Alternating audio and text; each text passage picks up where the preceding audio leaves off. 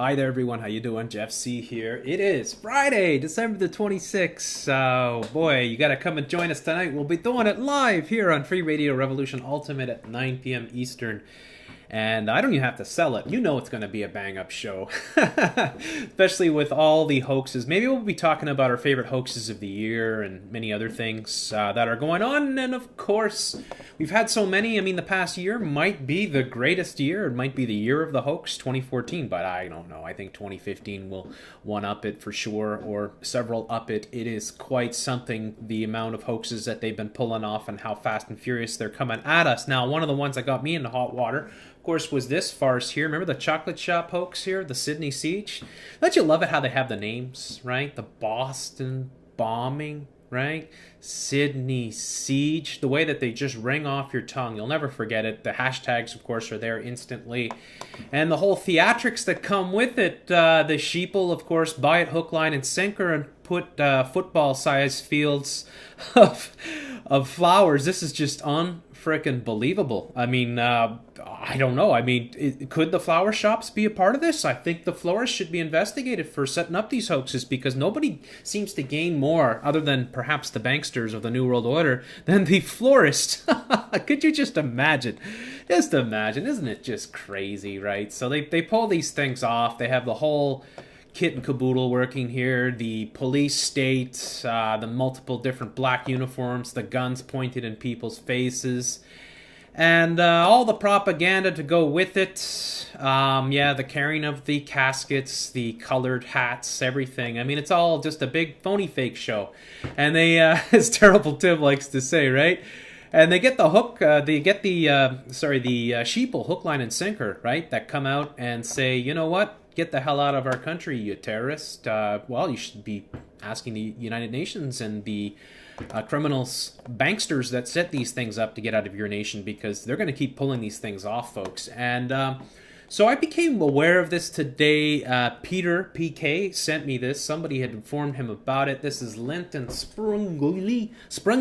I don't know how to pronounce that. Sprungli. Anyways, we'll just call it Lindt, right? But check this out. UN Global Compact, Communications on Progress 2012. What, Jeff? You're telling me that Lindt is part of some United Nations project? Abso-fucking-slutely, man. Look at this. The Global Compact. We support. New World Order, of course. It's all there. It's all there, folks. And they're proud to be part of it. So as you can see here, I'll post the links for this below. Content, statement of continued support by top management, of course, to the United Nations. Company profile about the UN Global Compact. We'll take a look at that. The UNGC 10 Principles. Human rights. So it's, you know, a lot of these things sound pretty nice on the surface, but of course, really, it's all about control, taking control of all elements of society. And so what we have here is proof in the pudding that the Lindt is right on board with United Nations. In fact, this would explain a lot, wouldn't it, about the location. That's why I said when Lindt was the restaurant that happened, the Sydney Siege happened, I wasn't the least bit surprised. The first thing that came to my head was way back when I was talking about Lindt commercials. I think it was the one with Roger Federer, and I mentioned that back then that Lindt was part of this New World Order, and they were on the Bilderbergs and all that sort of stuff. So it's no coinky-dink, folks. It's no coinky-dink. It can't be. It isn't. So let's take a quick look at this, right? So they talk about communications in progress. As one of the few chocolate manufacturers in the world, Lindt and Sprungli has complete control over every step of its cocoa bean supply chain. So they have complete control over everything, right? Which is something that you need. I talked about Ernst Tanner before as well.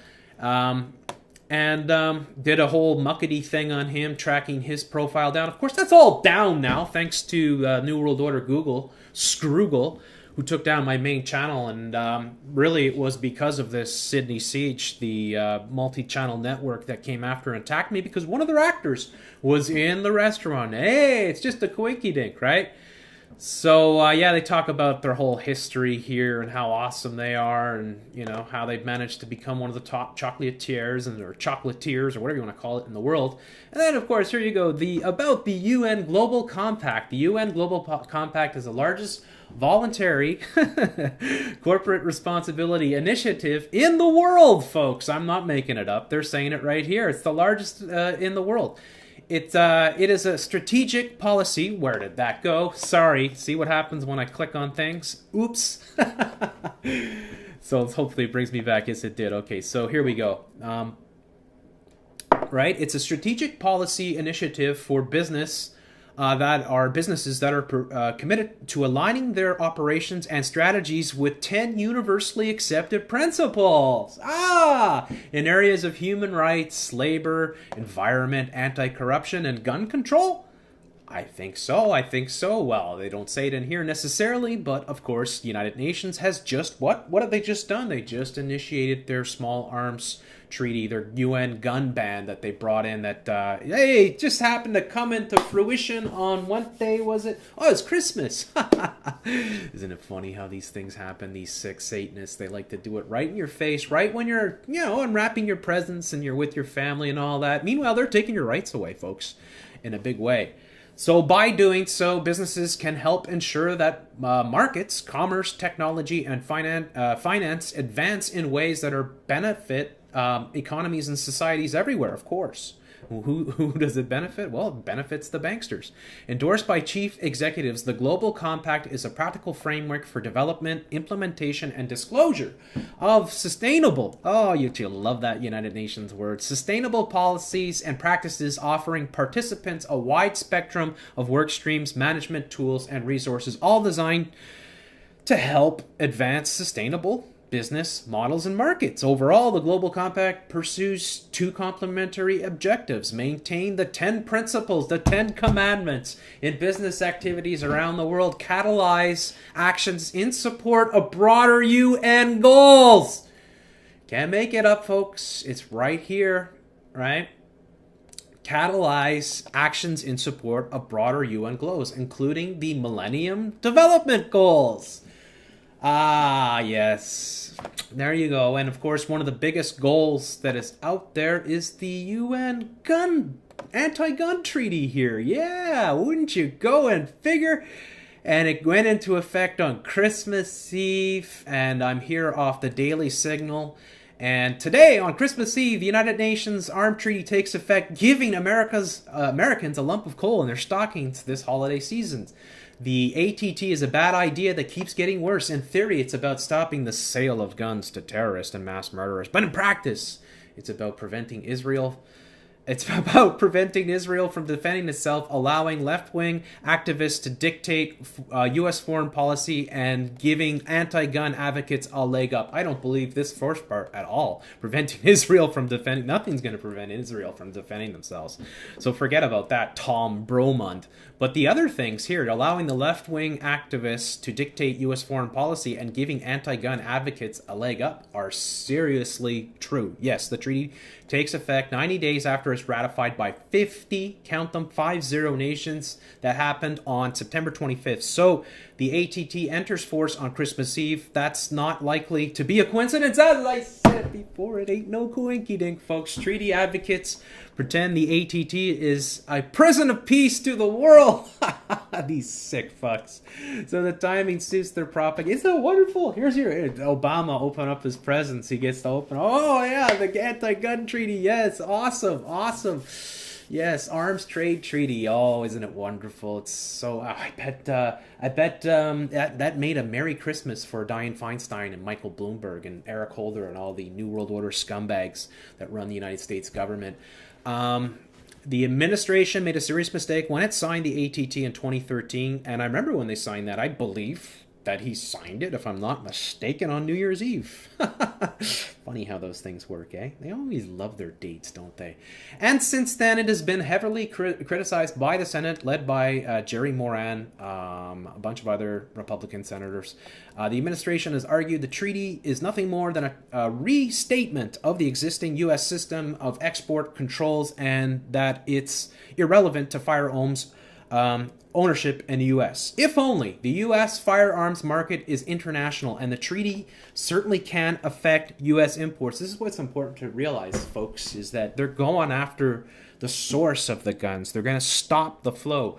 That's what they want to do, so that you can't go to the store and buy your guns. You won't be able to go and buy your weapons. They'll just start automatically getting rid of their stock, or they'll just sell out most of the firearms stores that are out there. I'm sure they're totally against it. I mean, people that own gun shops, the worst thing that can happen to them is to have all these guns banned.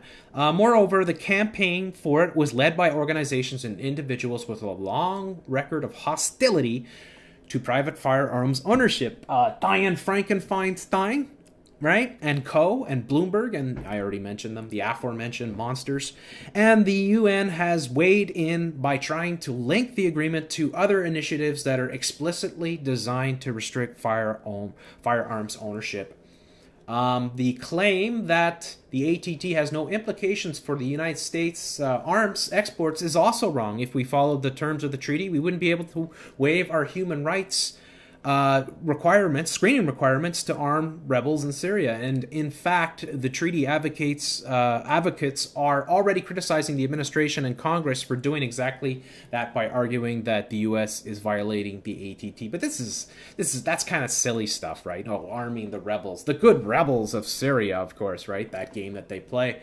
But the reality is, it's more about taking away your guns. That's what it's all about, right? It's international law, and therefore it binds, right? This is claimed that the ATT is international law, and therefore it binds the U.S., even if the Senate never ratifies the treaty. They want to sneak in the treaty into the United States through backdoor, because the Senate has nailed it, the front door shut. And that's how it works, right? They'll find it by hook or by crook. They will get this thing through. And, that's how it's going on, folks. I mean, this is what it's all about. There's a much bigger picture at work. These global, these empires here, these massive corporations, multinational corporations, are at the roots of this New World Order. They are the ones that are creating this New World Order. So when they get together at the Bilderbergs, and you have the top 500 corporations in the world, including corporations like Lindt, they are planning on how to bring in the New World Order. And one of those major plans is to disarm America. All right, because they've already done it everywhere else throughout the world, with the exception of Switzerland, and that's where Lindt is from, is it not? I'm not sure. I think it's Swiss. Anyways, interesting irony. Make sure you turn in tonight to We'll Do It Live, the Real Alternative Podcast on Free Radio Revolution Ultimate, and I will post the links for all this below. Thank you very much, and please check me out on ngli as well. Thanks a lot. Have a good evening.